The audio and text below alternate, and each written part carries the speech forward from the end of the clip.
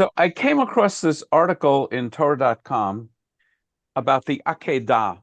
So the Hebrew word Akedah means the binding. So it is interesting. I mean, the basic story, and we're going to read it in the Bible, and we're also going to read a very brief version of it in the Quran, in the Muslim holy book. Uh, the I think most of us are familiar with the story. God orders Abraham to sacrifice his son, and of course, in the end, he doesn't. Spoiler alert. But Abraham binds him up and ties him up and puts him on the altar. So it's called the Akedah, the binding of Isaac. And it is, there are many troubling passages in the Bible and in the Torah, and this one is among the more troubling ones. And it's noteworthy in that it is a traditional Rosh Hashanah reading. And in fact, I think this is true in Orthodoxy, it's the reading on the second day of Rosh Hashanah. I think the reading on the first day of Rosh Hashanah is almost as bad. It's the account of Sarah seeing Ishmael and Isaac together, and Sarah decides that she doesn't want to have Ishmael and Hagar still live with them. So she, after consulting with Abraham, agrees to send them out in the desert, presumably to die. So that's, not great parenting 101. I'll go out on a limb, Cheryl, and presume that's okay. So sending your son and his mother out in the desert to die, not great. Maybe not quite as bad as actually taking your other son for a human sacrifice. So it's sort of fascinating that that we read the stories on Rosh Hashanah, and in fact that's one of the justifications for the shofar, because we'll get to it in the story, and you'll see why the shofar comes up in the story. But it also takes on a very different and interesting tradition in Christianity. So basically, what we have here are how the Jewish, use a technical term, the exegetes, the Jewish interpreters of the Torah, are going to explain the difficulty in the story. And as you'll see, there's a lot of difficulties in the story. And then how the Christian interpreters understand the difficulty in the story. And their interpretation is completely different and very interesting, and actually could have been used by the Jews as well, or the rabbis as well, and I don't know why. And just for good measure, we'll read it in the Quran. So this is going to take, a few sessions. And as you'll see from the email I sent out tonight, I have a conflict next week, so we will not have a class next week, but we will continue reading this story. So You mean next Monday? You mean next Monday? You won't have a class? I mean next Monday. That's exactly what I mean. Okay, so this is the article, Torah.com, the Akedah, how Jews and Christians explained Abraham's faith. And by the way, just as a teaser and an introduction, I remember in classes that I took about Christianity, the idea of the Akedah is significant for Christians because Abraham is praised and is a man of great faith, even though he was never given the Torah, right? I mean, if you just take the chronology of the Hebrew Bible, the Torah is going to be, hundreds of years at least later than Abraham. It's only given to Moses in the Exodus, in the book of Shemot, of Exodus. But Abraham certainly is recounted with pride and admiration by Jews, even though he doesn't have this book of laws. So from a Christian point of view, the idea is you don't need laws to be a man of faith and to demonstrate your faith.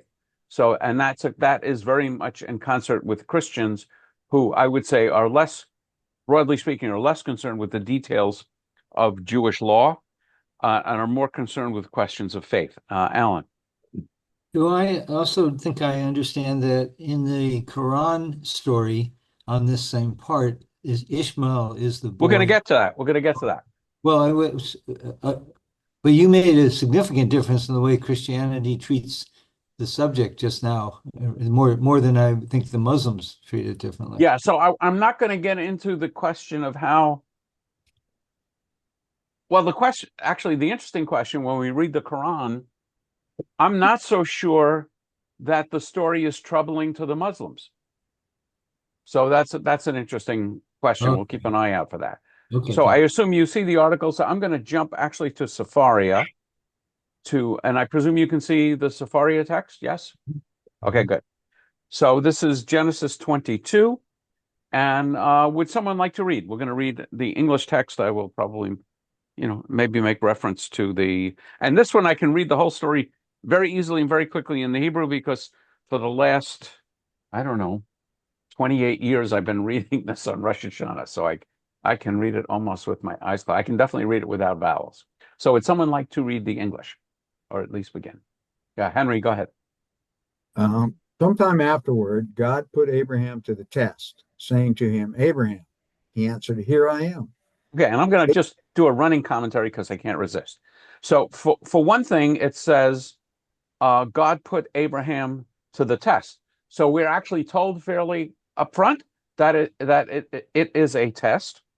And actually, in the Jim, you'll get a kick out of this in the Christian Bible where the Lord's Prayer says, "Lead me not." No, it's not. And lead me not into temptation. I actually don't know if that's in the Lord's Prayer. I actually just can't remember. Mm-hmm. But the Greek actually says, "Don't put me to the test." So that's okay. So and of course Abraham answers Hineni, which is a trope of an idea that I'm fully present. Okay, let's continue.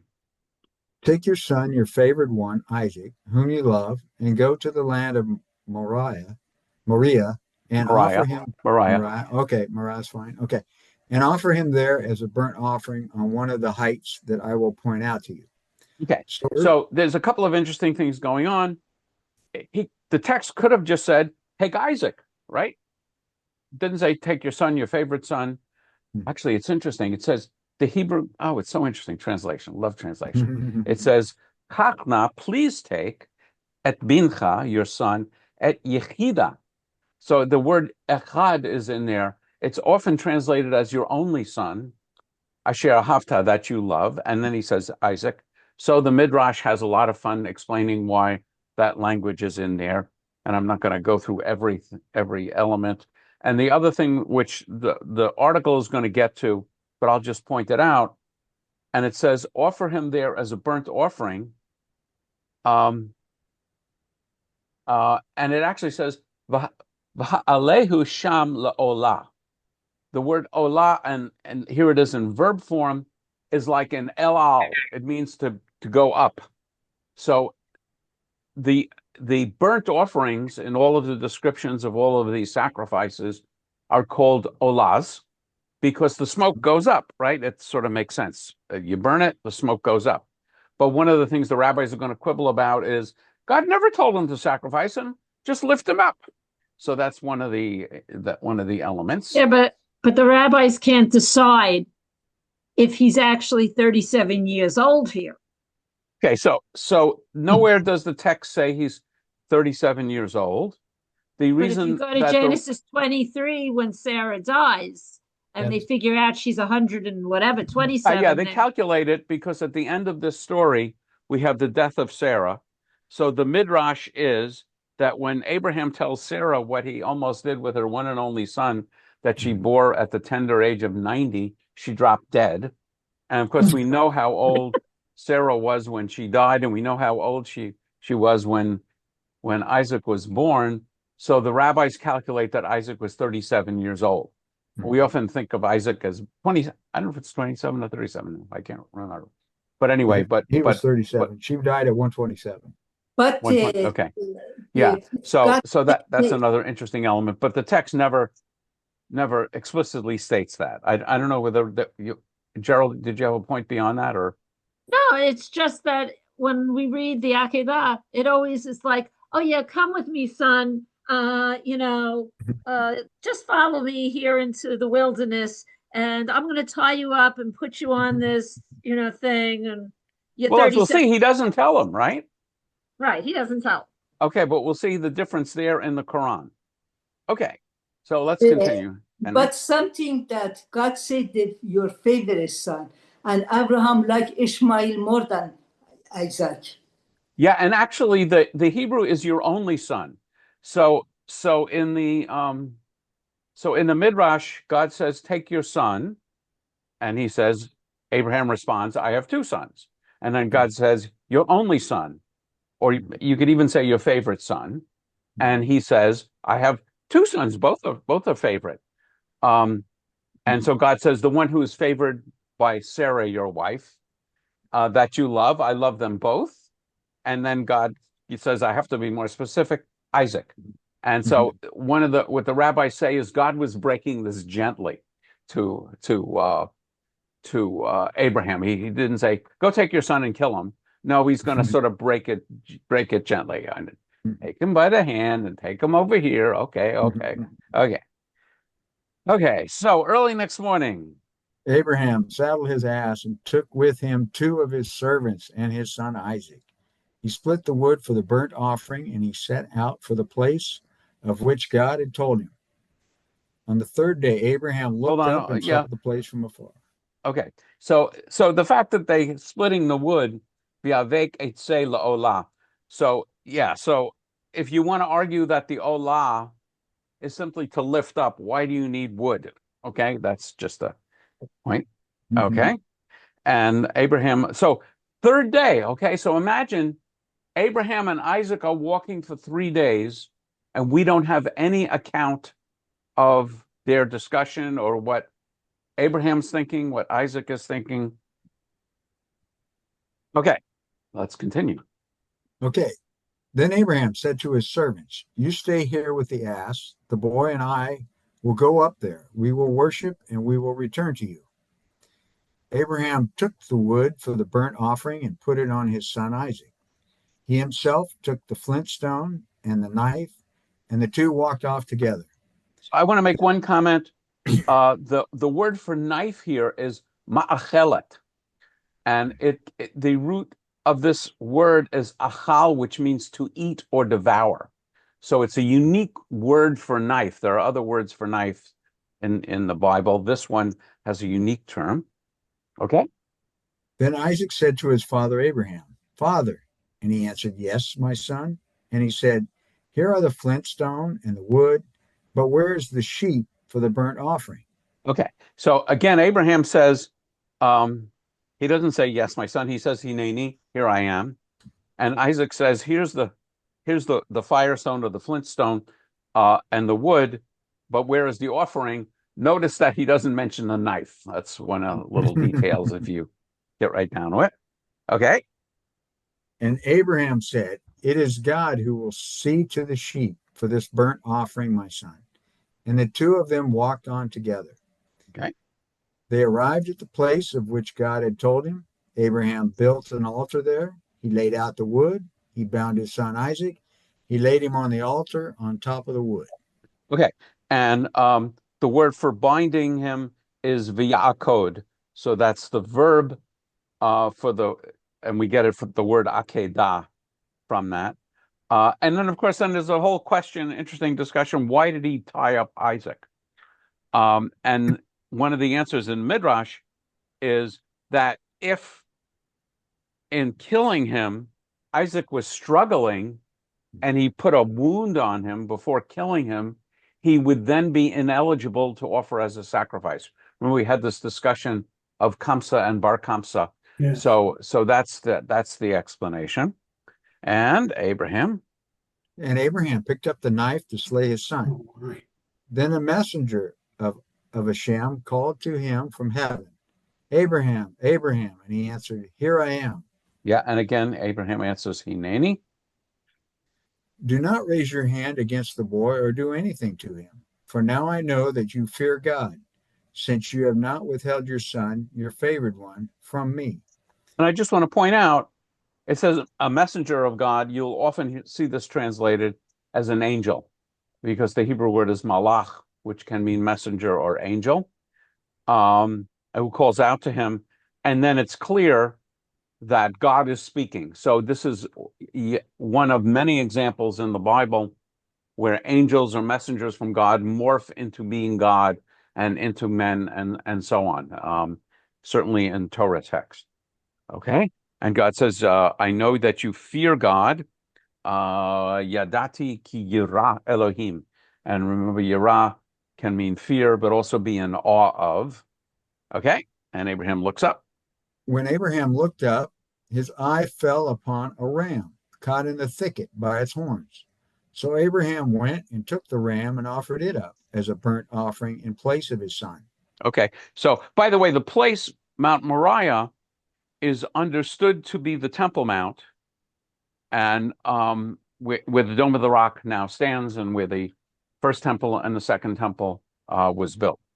So, so we see a ram caught by its horn. So the ram's horn is sounded on Rosh Hashanah to remind God, as if God needs reminding, of the faithfulness of Abraham. There is a concept in Judaism which we hear about all the time, called zechut avot, the merit of the parents, so or the ancestors. So, you know, God, have mercy on me and forgive me my sins, even though I might not deserve it. I have great lineage. You know, I come from the line of Abraham.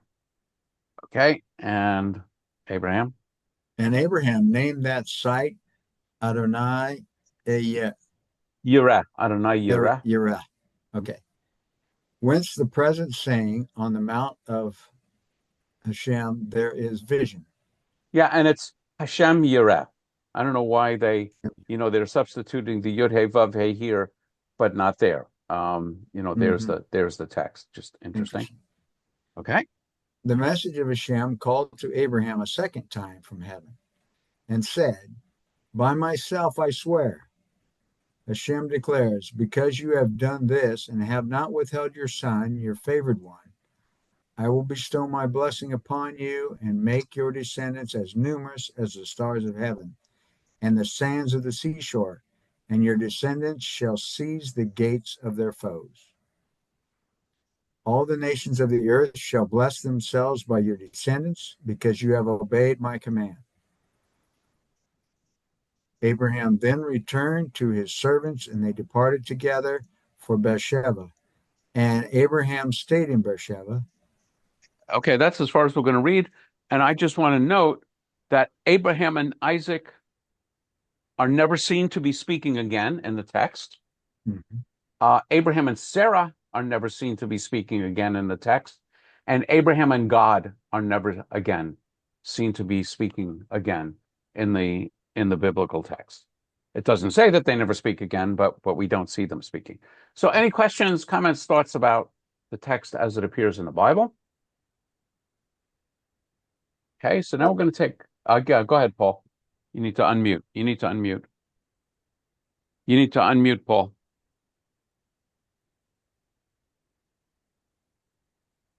There we go.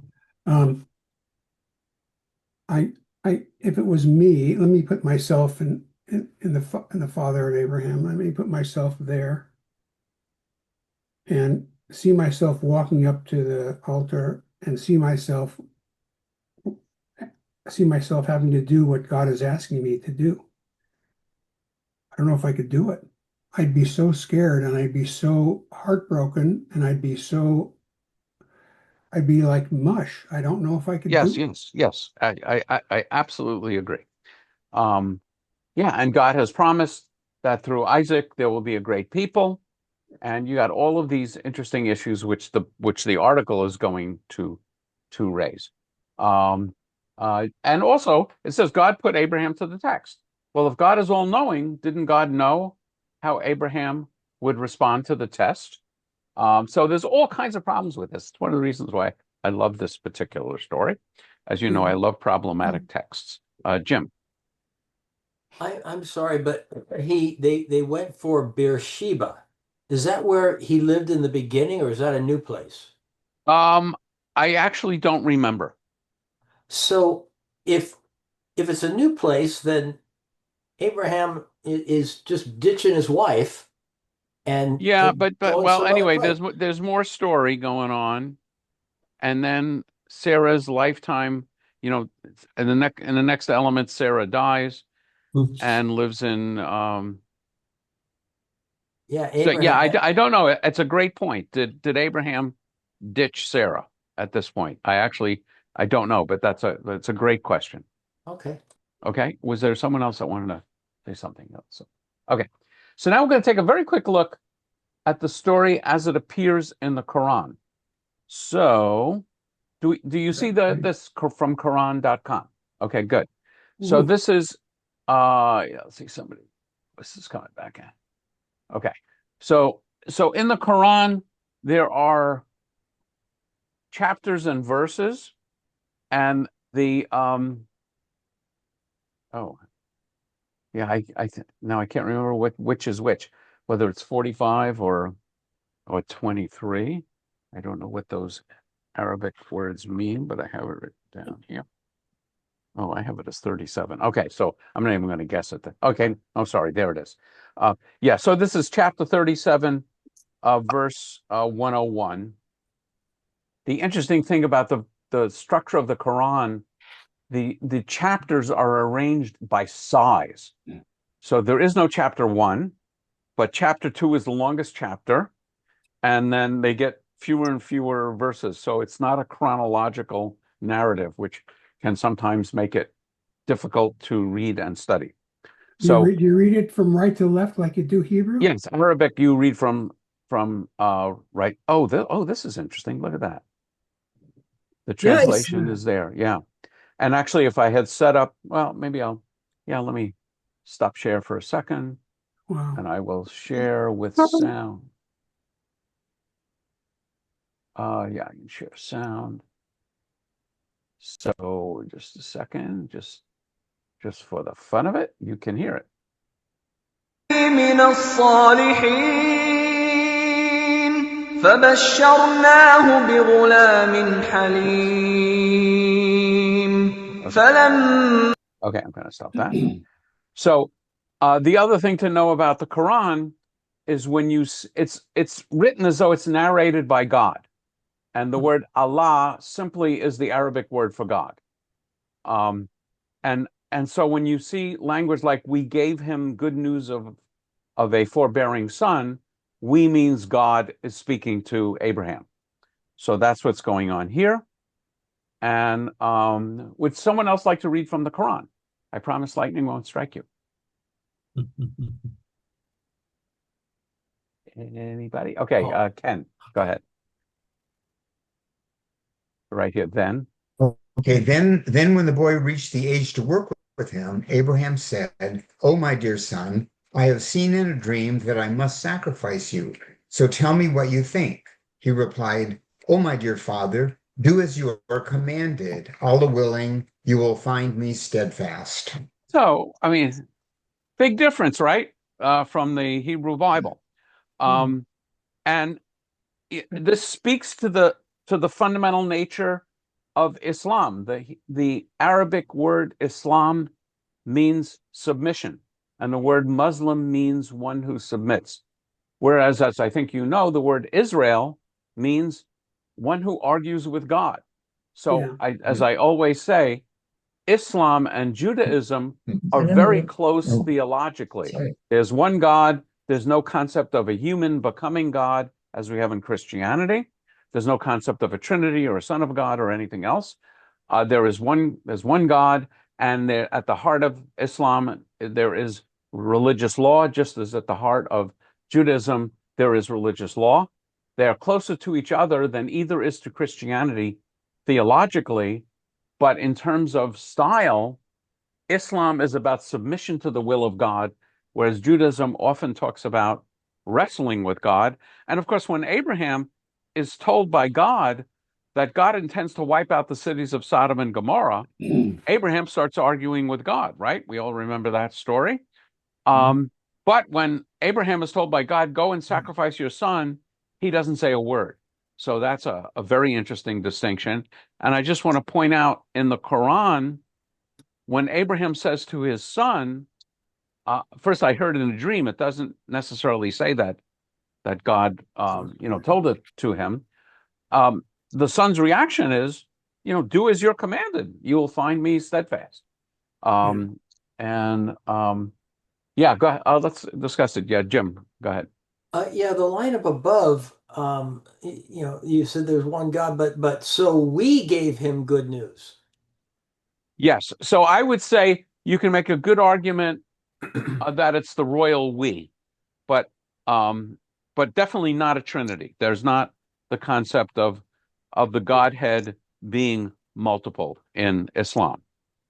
And I don't know enough about Arabic. Let's see. Yeah, that just says so we. I'm sure the Arabic says we, but I don't know about how that issue is addressed. But it's a very good question. Erwin. But Rabbi, it clearly says that I had a dream. He didn't say that I was dreaming and God was in my dream, and he said, he said that, okay, I was dreaming and I thought that I'm going to sacrifice you. And, so the text, doesn't.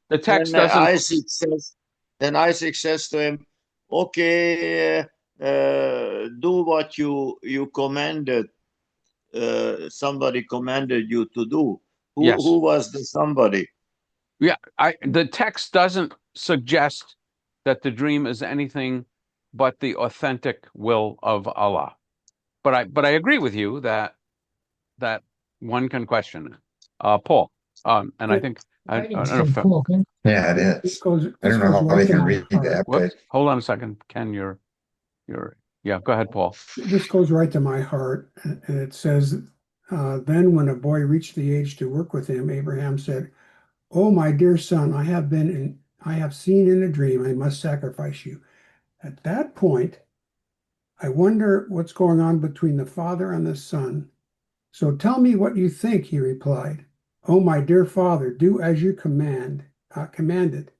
Allah willing, you will find me steadfast." So the son is following step by step what the father is telling him, and the father's telling him, I must kill you. What kind of, that is what's the message you get? A clang between them, father and son. It's hard. It's very difficult. Well, the message is submission. Yes. The message is Islam. The message is if God commands you to do something, you don't question why. Yeah. Given your faith, you presume that God has a reason, and you're going to do it. That's the message. Oh my word. Yeah. So I agree that it's troubling. And so okay. So, and I don't know. Ken. Why don't you continue? And again, I'm not going to try and necessarily explain all the text, but go ahead. And we ransomed his son with a great sacrifice and blessed Abraham with honorable mention among later generations. Peace be upon Abraham. And I know this word is salam. How do I know it? Because I have a little button says salam, shalom, peace. And one more phrase, and we'll continue. This is how we reward the good doers. He was truly one of our faithful servants. We later gave him good news of Isaac, a prophet and one of the righteous. Okay, so notice in the entire story to this point, the text hasn't told us which of Abraham's two sons, Isaac or Ishmael, is the one he is told to go sacrifice. But here it says we later, and it's in brackets, so I don't know what that means, gave him good news of Isaac. Isaac is the younger brother, a prophet, and one of the righteous. So that's the source of the interpretation that the son that was to be sacrificed in the Quran was Ishmael, because Isaac is spoken of as another thought. And this is kind of interesting. We blessed him and Isaac as well. So there again, presumably they're talking about Ishmael. Some of their descendants did good, while others clearly wronged themselves. And we certainly showed favor to Moses and Aaron and so on. Okay. So I'm going to jump back to the article. Any discussion of the texts as we see them? And now we're going to dig into some interpretation. I was a little surprised that the article didn't even have the text from the Hebrew Bible So that's why I included that, reading from the Hebrew Bible, and I couldn't resist adding the Quran. Okay, so I'll read the introduction. God promised Abraham that Isaac would be his heir, yet God asked Abraham to offer Isaac as a sacrifice. What did Abraham believe that allowed him to reconcile this divine contradiction? So one of the things that's going on in this article is, did Abraham believe that God is contradicting God's self? Basically saying, on one hand, Isaac's going to be your heir. On the other hand, you have to sacrifice Isaac. Or, what's going on with this? We're going to see how the rabbis dealt with this problem, and then we're going to see how Christianity deals with the problem. Oh my God, look at that. And there's a 13th century drawing, and as we'll see, so Abraham is sacrificing his son, right? That's the story. So I'll ask Jim this question. Any other famous stories about somebody sacrificing their son? Yeah, and the son having to carry the wood himself. That's very good. I didn't think of that. Yashar Yeah, Koach. well, Yeah. So None come to mind. Yeah. So yes. So right, if you've been to the Church of the Holy Sepulchre in Jerusalem, right at the site of the crucifixion, there is a painting of Isaac's sacrifice, of Abraham binding and nearly sacrificing his son. So that's going to play obviously into the Christian discussion of this. Okay. So would someone like to read the text? Well, again, I don't think we're going to get through the entire text of the article. Cheryl, yeah, the contradictory command. in the story of the banishment of Ishmael, God tells Abraham that his son Isaac will be the progenitor of his future line. Genesis chapter 21, verse 12. But in the Akedah, Genesis 22:2, God asks Abraham to sacrifice Isaac. At the end of the Akedah story, there is another internal contradiction in the divine command when God tells Abraham not to kill his son. The challenge of contradiction posed by this text occurs on two levels. One, God's apparent self-contradiction presents a theological problem. Two, Abraham's lack of confrontation with God or not calling out this contradiction is also problematic. Okay, so those are the problems. When there's a famous Jewish question that always occurs when we're reading Rashi, who is probably the most famous commentator on the Bible. And the question we always ask is, what's bothering Rashi? When Rashi is explaining something about the text, the question always arises, what's the problem that Rashi is seeking to help us understand? So here are the two problems. One, God says one thing, promises Isaac's going to be the seed of the covenant, and second, he's going to be sacrificed. So God seems to contradict God's self. And then the second is the fact that Abraham doesn't confront God at all, and Abraham doesn't raise the contradiction. With the story of Sodom and Gomorrah, the first thing Abraham says is, shall not the Lord of justice act justly? Because he's basically challenging God about Sodom and Gomorrah. Erwin. Yeah, my understanding is, Rabbi, that God also promises the same thing to Ishmael, not the covenant, but that he's going to be a leader of the nation. That he's going to be a great nation. Yes. If I remember the story correctly, though, when Sarah asks basically Abraham to get rid of Hagar and Ishmael, and he sends him out into the desert, I think God tells Abraham, I actually can't quite remember this, but I think God tells Abraham that Ishmael is also going to be the leader of a great nation, or it may be later in the story. And that's true. So there's no contradiction. At least but so why I have difficulty to understand why is God promising the same thing to both boys? Well, because, I mean, if you want to look at it from a scholarly point of view, well, it's not the same thing. Isaac is going to carry the covenant which God promises to Abraham. Ishmael is also going to be the head of a nation. So you can be the head of a nation, but not carriers of the covenant between God and Abraham. Right? So I don't think there's a contradiction there. Okay. So, Cheryl, let's continue with Jewish interpretation. Okie dokie. Genesis Rabbah. Instead of saying okie dokie, you should say hineni. Hineni. Okay, good. Hineni. Genesis Rabbah, interpreting God's words midrashically.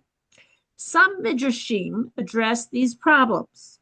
For instance, the mid-first millennium CE compilation Genesis Rabbah deals with the seeming contradiction in divine commands by creating an imagined conversation between God and Abraham. Rashi quotes this midrash on Genesis 22:12 as follows. Okay, so I just want to explain some things. The great collection of midrash, the word rabbah means great. So in the great collection called Midrash Rabbah, there are 10 books, one for each of the 5 books of the Torah, and one for each of the 5 scrolls. Lamentations, Esther, and Job, and so on. So this is the midrash as explained by Rashi, and I just want to point out that I would spend a good deal of my life reading things like this in Hebrew without vowels, because of course the commentators did not write with vowels, so the text that we have is without vowels. And back when I was a rabbinic student, I was going to say when I was a boy, but I was in my 50s, access to translations for everything were not so universally available. Alan. I know I've heard the word rabbah to mean great, but how does it differ than gadol? Oh, that's a very good question. I think gadol, this is my impression, but it's the impression of just someone with some exposure to Hebrew. Gadol means large compared to small. So you have gadol and katan, whereas rabbah is sort of many compared to few, I think. Like the most common place you'll hear rabbah is todah rabbah. Thanks very much. Great thanks. Wow. And the word rav means large or many. The word rabbi means literally my master. It comes from the idea, or my great one. It comes from the time, when people refer to their teachers as master. So, and we sing Shalom Rav, a great peace, and so on. But that is a great question. She'elah Rabbah. Yes. Is there any? Is it the same word when we say Moshe Rabbeinu? Well, Moshe Rabbeinu means Moses, our rabbi. Yeah. Okay. So if you understand the word rabbi meaning my master or great one, I would say yes.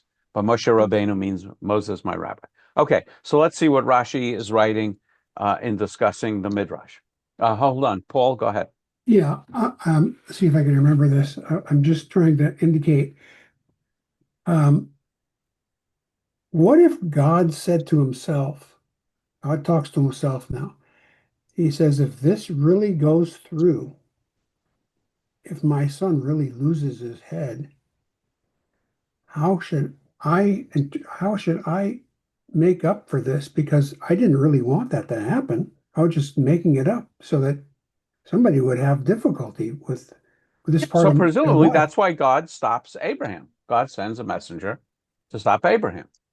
I see. Presumably God's in control. Yeah.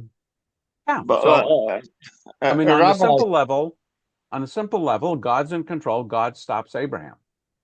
Yeah, this is really one of the first times I've ever gone through this like this, and I'm wondering about all the characters. I'm really trying to put everything together. Yeah, it's a very interesting and troubling story, and we're not going through it in I would say, a quarter of the detail of which I'd like to go through it. Wow. Okay. Yeah, but Rabbi, Yes.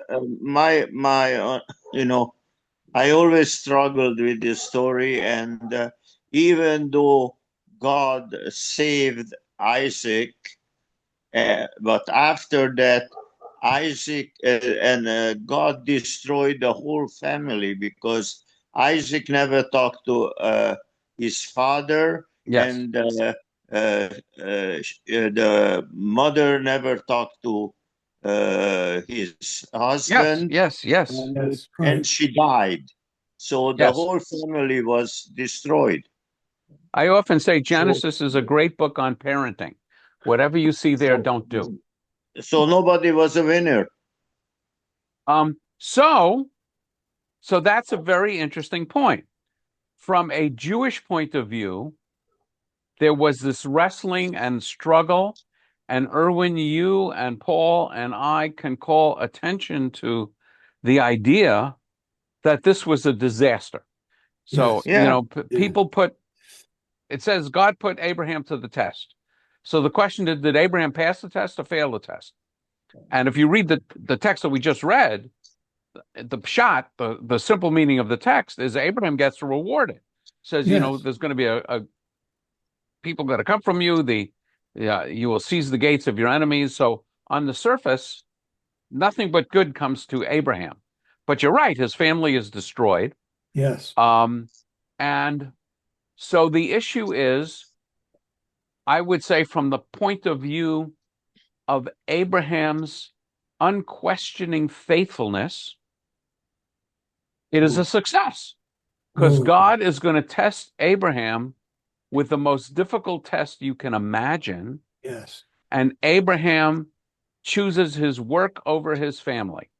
Okay, he chooses his job as patriarch rather than his job as father. And so the question is that a good thing or a bad thing? Well, if your primary focus is faithfulness and obedience to God, it's a good thing. And that's true in Islam. Yes. And it's true to a significant degree in Christianity. And having proper faith. To top the whole thing, Abraham marries Hagar. I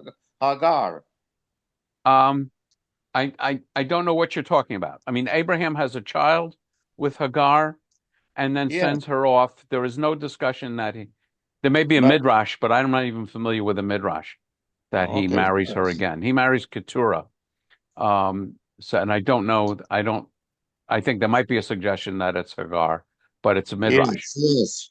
It's a midrash. Okay, let's start reading about how Rashi and the midrash address this. So, Cheryl, you want to continue? Now I know.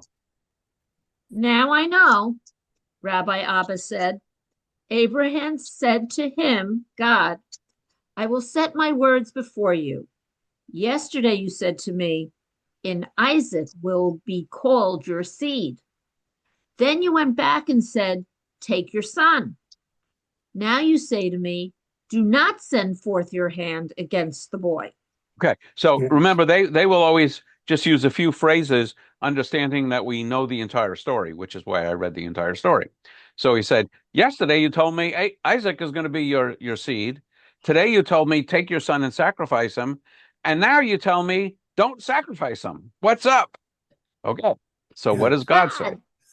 God, the Holy Blessed One, said to him, I will not profane my covenant, and the utterance of my lips will not change. So God is quoting Psalms. When I said to you, take, the utterance of my lips will not change. I did not say slaughter him, but rather bring him up. You brought him up. Now bring him down.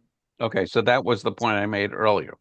And I want to point out just another very rabbinic thing. You see, it says the Holy Blessed One.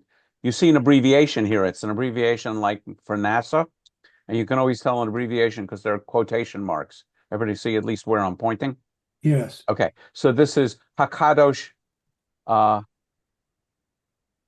Baruch Hu.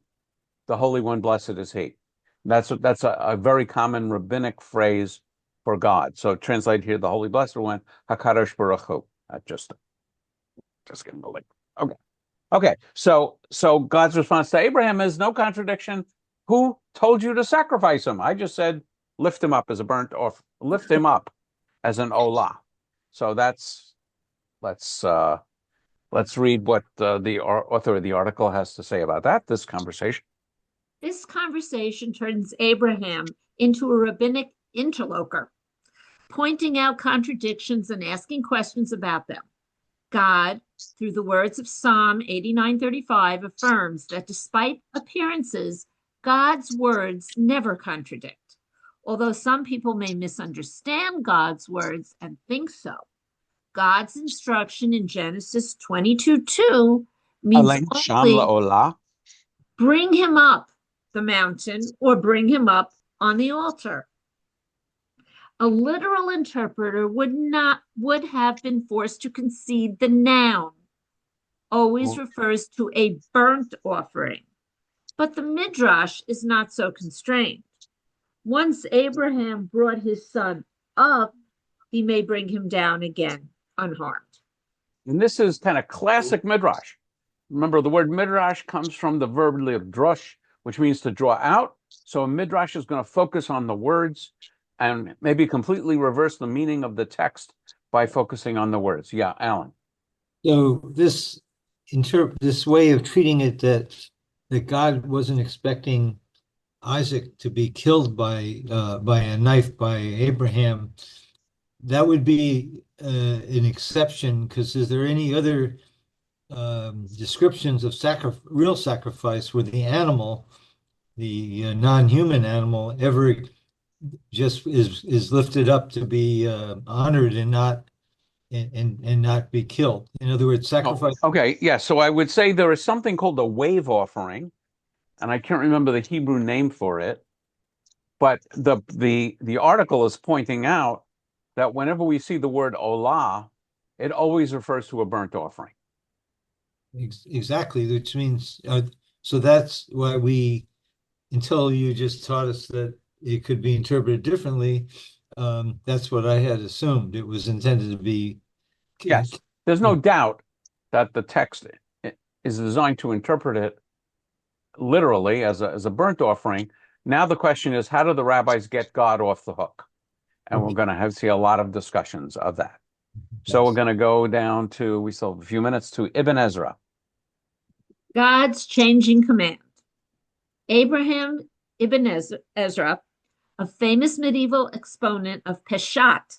Peshat means the literal meaning of the text. Explicitly rejects the Midrash and other various attempts to reconcile the contradiction. He explains,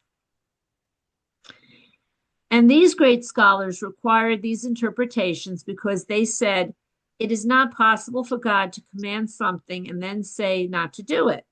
But they did not note that the firstborn were replaced by the Levites after a year. Since the text says at the start, and God tested Abraham, it removes any doubt.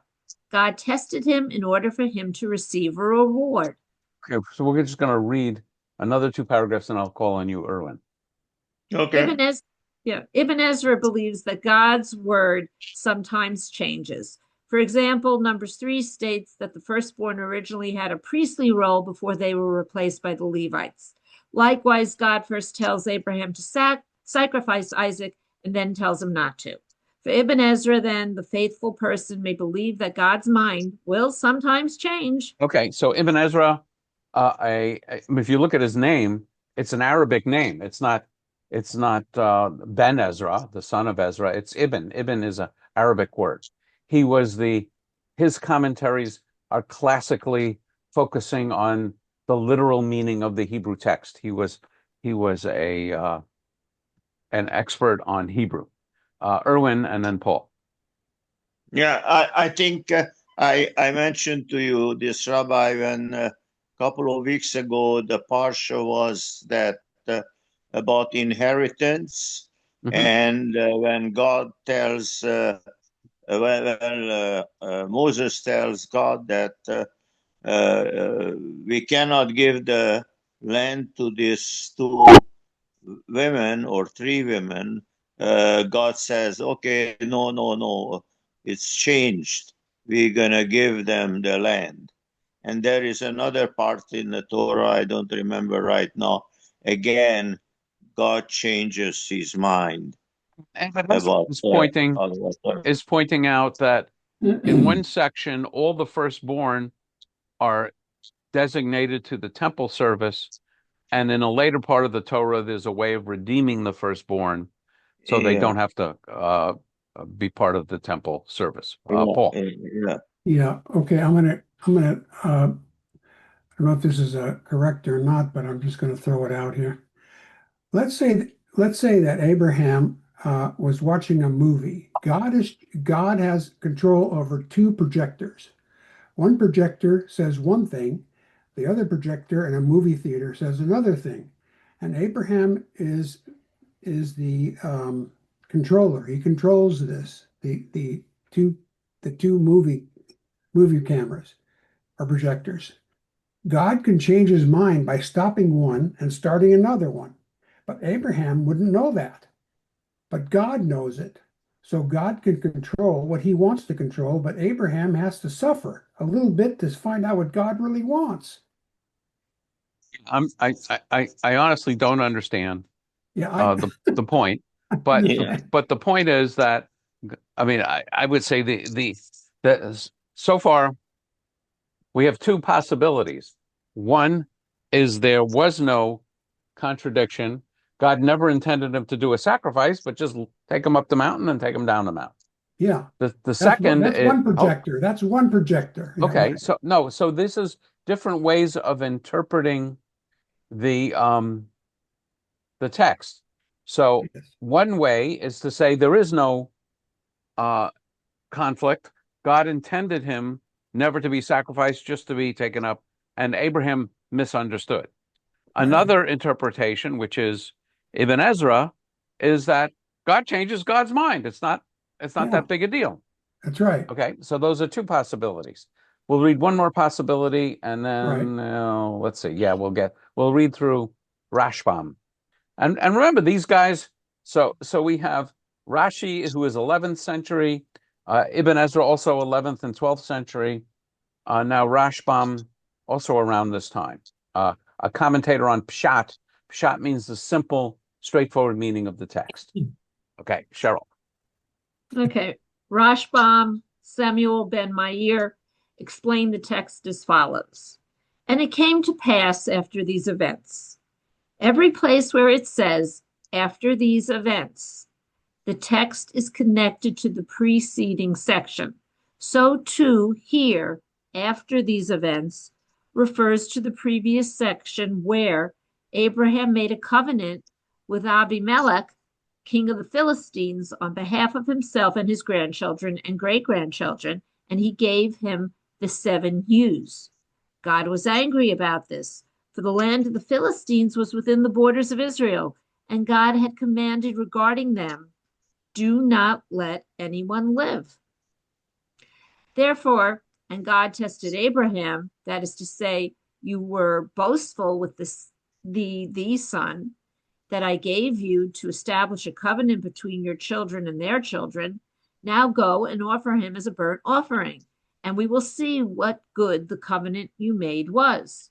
Okay, so yeah, let's read the interpretation. We can discuss it, and then we'll leave the rest for next time. Rashbam reads, and it came to pass at this time, which might be seen as a simple transition between units. Yeah, and by the way, it just says, Achar hadavrim ha'ela, after these things. So it's just next story. As indicating a causal relationship between the story of the binding of Isaac and the narrative that preceded it, which described a treaty that Abraham made with Abimelech. In making this treaty, Abraham was arrogant to think that he could make a covenant with Abimelech's people on behalf of his descendants, when God actually plans to have Abraham's descendants annihilate them in the future. Thus, Abraham here is punished for misreading God's intention in granting him land and progeny. Whoa. To Rashbam, then, the work of being a faithful reader of divine command is difficult and challenging so challenging that even Abraham can get it wrong. Okay, I think we're going to stop here. Jim, can you guess what the major Christian interpretation on this is?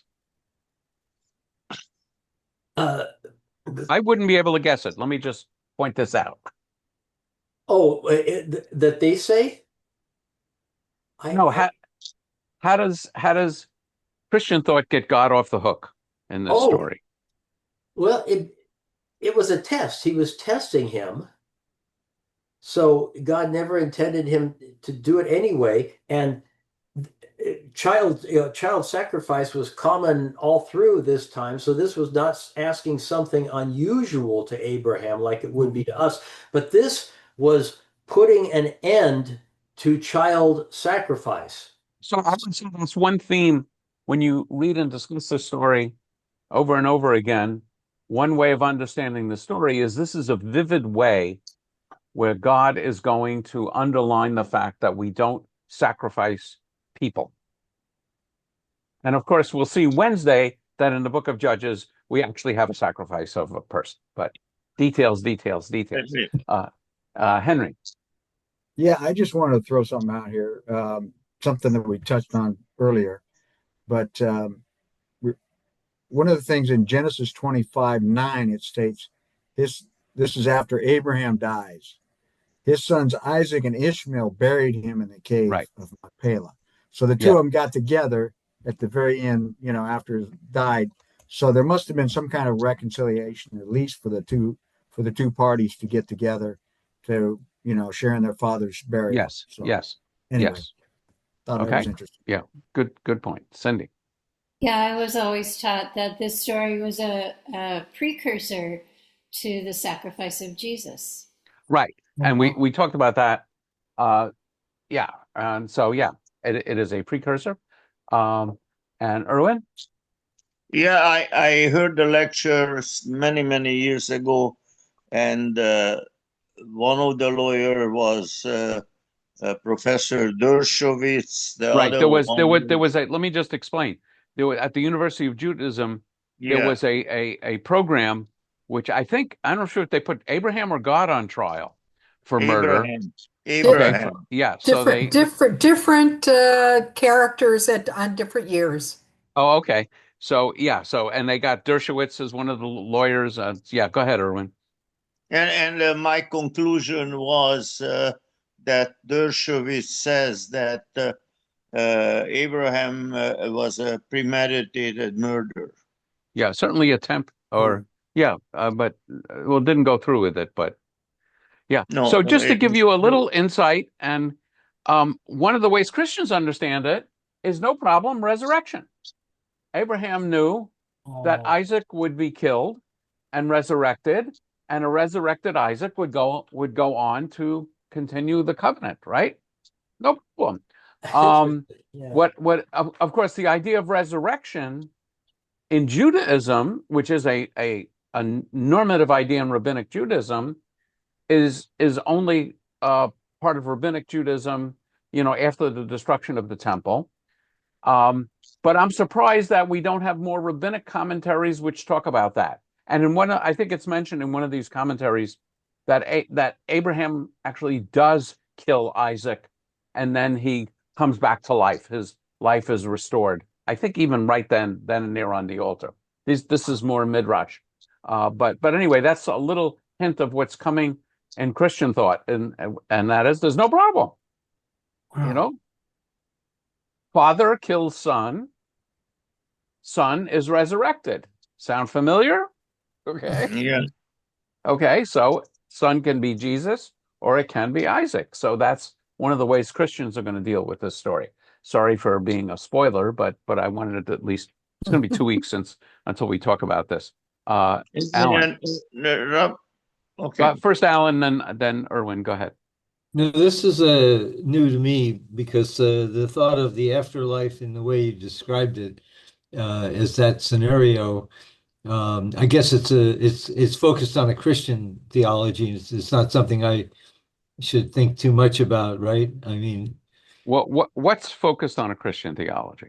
Well, I mean, if Abraham had killed Isaac with a knife.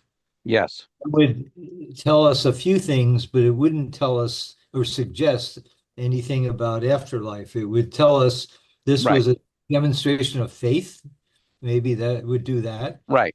But it wouldn't do what you just said. No. So, but again, the problem is, if God is planning on Isaac to be the inheritor of the covenant and the father of many children, and Abraham kills him, how can that be? The answer is resurrection, which certainly is actually a Jewish idea. I mean, that's in the traditional belief, in the traditional recitation of the second prayer of the Shmona Esrei, we praise God, Baruch atah Adonai mechayei hametim. Blessed are you, Adonai, who restores life to the dead. And of course, the Reform movement kind of gets away from that and says mechayei hakol. But no, right. Sorry? The Mishkan Tefillah allows for both ways. Mishkan Tefillah allows for both. Yeah, right. But the idea of physical resurrection in the day of the coming of the Messiah is a traditional rabbinic belief, which of course becomes a central element in Christianity. And of course, resurrection in Christianity is not only, I think, with the second coming of Jesus, but also for Jesus specifically. So I'm a little surprised. I didn't see anywhere in this article, unless I missed it, that concept is adopted by the rabbis. It wouldn't be, because the rabbis here are in the 11th century Common Era, when resurrection is an accepted Jewish article of faith, but maybe because it's not going to happen until the coming of the Messiah, and maybe it sounds too Christian for the rabbis to be relying on it. But anyway, that's one of the. We'll see it over and over again in Christian thought when we get to that part of the article. Question about Kabbalah as you get into the Middle Ages. So the Kabbalah doesn't actually suggest a resurrection. It suggests a recycling of the soul, right? Reincarnation, but not necessarily in the same body of the person who died. Correct. Okay, just the timing. Yeah, and I think there are ways of saying that when the Messiah comes, there will also be a resurrection, but I'm not sure which body. And but basically, Christianity and Islam fundamentally reject the idea of reincarnation and fundamentally focus on resurrection. Judaism basically allows for both, or pick your theology. But Kabbalah is heavily invested in the idea of reincarnation, and I find many people are shocked to hear that. Erwin, I like it. I would like to say that I don't understand that according to the Torah and the Midrash, Abraham was the Guta Meshuna. He was the example for all Jews. So why does God keep testing him? He had to go, I think, 10 times. He was So in the Midrash there are 10. Let me just stop sharing so we can see each other. In the Midrash there are 10 tests of Abraham. Why? So I mean, you'll have to discuss that with God, Erwin. So I would say one reason for that is to prove how good he is. I can tell you I'm really a good guy. But how do you know what I'm saying is true? So the answer is, when I'm tested, do I do what's right, or do I do what's selfish and wrong? Do I follow my Yetzer Tov, or do I follow my Yetzer Hara? So in Jewish tradition, Abraham is so good that he passes all of God's 10 tests. Wow. Okay. It's a public demonstration. It's So it questions, I mean, on one level, it questions God's omniscience. If God really knows everything, then why does God have to test anyone? And we hear over and over again, you will hear people saying, God sends us tests. I mean, this is not a new idea, right? When a bad thing happens to someone, God says, or people will say it's just a test. Even people who argue that evolution never happened, that the Bible is literally correct on creation of species and humans, people will say, well, what about the fossil record? We have ways of dating all of these fossils that we find on the earth. And people will say, well, God planted those to test our faith, to see whether we would be swayed by science or whether we would follow just simple faith in God. So, but I'm with you. But on the other hand, the Bible's a story, and the story is designed to influence us. So stories have their power in being memorable and really interesting. No one who hears this story is going to forget it. If we just had one simple line, Abraham was a faithful guy, and therefore God made him our patriarch, well, that would be nice, but it's not particularly memorable. When we hear these stories, they're very memorable. Another great example of that is the 10 plagues. Okay, in the story of the Exodus, God tells Moses, I'm going to send you to Pharaoh and tell Pharaoh to send my people forth. And if you don't, I'm going to inflict these plagues. And God tells Moses the plagues aren't going to work. And I'm going to keep multiplying them. I'm going to harden Pharaoh's heart. And they're not going to work. So the question is, why didn't God just change Pharaoh's mind? The God who created the universe could simply cause Pharaoh to say, what was I thinking? Of course I'll let the people go. The answer is, it's a much better story with 10 plagues, and it's a story that we don't forget. And if at the heart of the Bible is to have stories which teach us about God, you better have some good stories. That's my simple-minded way of understanding it. Alan. Yeah, but our major example and your teacher, Rabbi Kushner, in his book, never mentioned once that he is tested. Yeah, I believe you're absolutely correct. I think he actually rejects the idea that this happens to people because they failed the test or because they and the story that I always remember from that is on just before one high holiday, a mother and a father come to Rabbi Kushner and say, my daughter was killed in a car accident this year, and we didn't fast on Yom Kippur. And with the idea is her death attributed to the fact that we didn't fast on Yom Kippur? And you can argue that they failed the test. God says fast on Yom Kippur. Therefore, if you don't fast on Yom Kippur, bad things are going to happen to you. And you're absolutely right, Erwin. Harold Kushner does not endorse that idea at all. I mean, it's a horrible way of imaging God. Yep. Alan.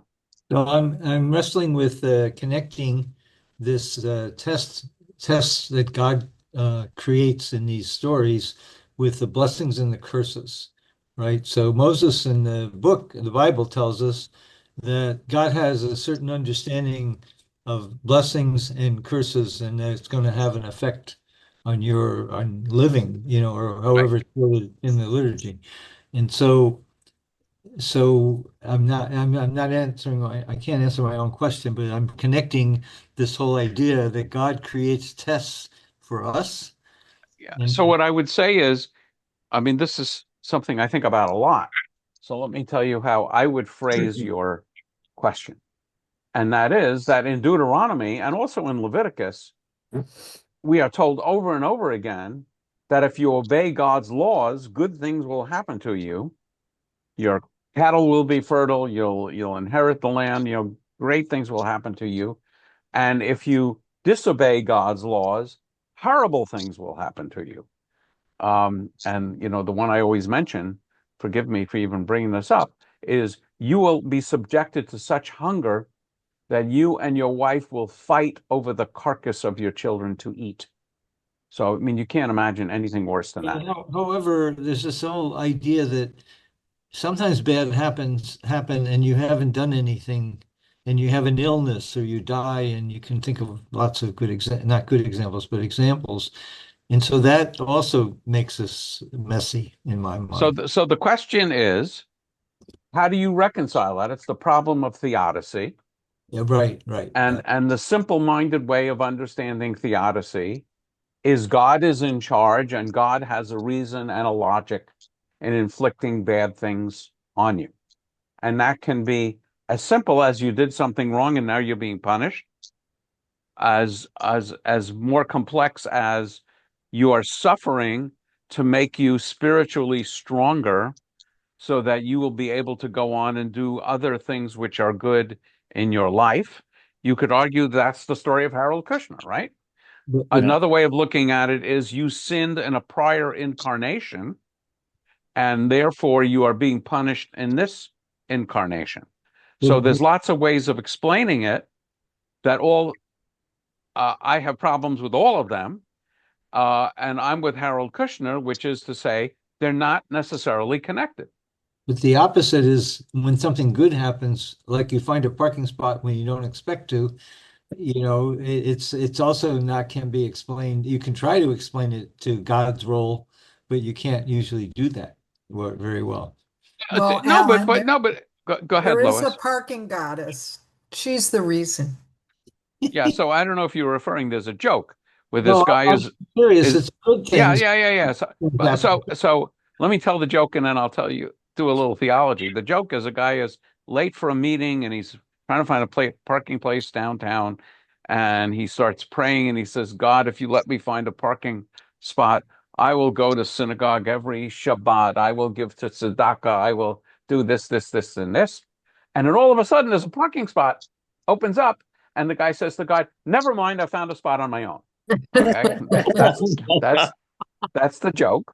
The theology is, how do you respond when good things happen to you?